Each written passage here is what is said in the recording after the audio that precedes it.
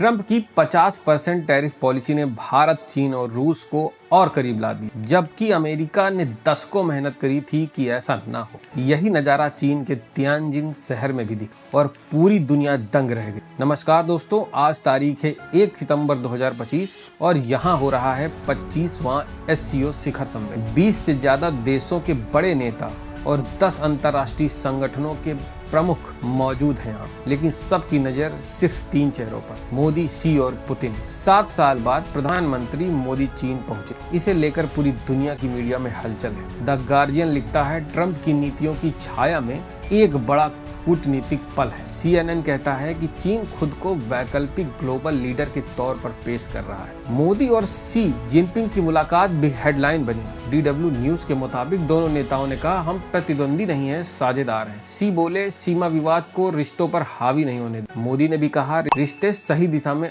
आगे बढ़ रहे हैं और सीमाओं पर शांति का माहौल है। फिर आई बारी पुतिन की। मुलाकात इतनी गर्मजोशी भरी थी कि मोदी ने X पर लिखा, राष्ट्रपति पुतिन से मिलना हमेशा खुशी की बात है। दोनों ने एनर्जी डील्स और यूक्रेन युद्ध पर भारत की भूमिका पर लंबी चर्चा। और फिर वो तस्वीर जिसने इंटरनेट को हिला दिया, मोदी, शी और पुतिन एक साथ हंसते मुस्कुराते। ब्लूमबर्ग एक्सपर्ट डेविड मेले ने कहा कि ये तस्वीर दिखाती है कि ट्रंप की नीतियों ने भारत को कहां लाके खड़ा कर दिया। टाइम्स ऑफ इंडिया ने हेडलाइन दी कि धमकाने वाले ट्रंप के लिए एकता का बड़ा संदेश है। लेकिन इसी हंसी मजाक के बीच मोदी ने सख्त रुख भी दिखाया। पाकिस्तानी PM शहबाज शरीफ की मौजूदगी में बोले, भारत 4 दशकों से आतंकवाद झेल रहा है। पहलगाम हमला सिर्फ भारत पर नहीं बल्कि पूरी मानवता पर हमला है। रिपोर्ट्स के मुताबिक जब मोदी, शी, पुतिन गहरी बातचीत में थे तो शरीफ को बाकी नेताओं ने नजरअंदाज कर दिया। चीन ने इस समिट में $84 बिलियन की मदद की घोषणा की और कहा कि शीत युद्ध वाली सोच अब पुरानी हो चुकी। पुतिन ने भी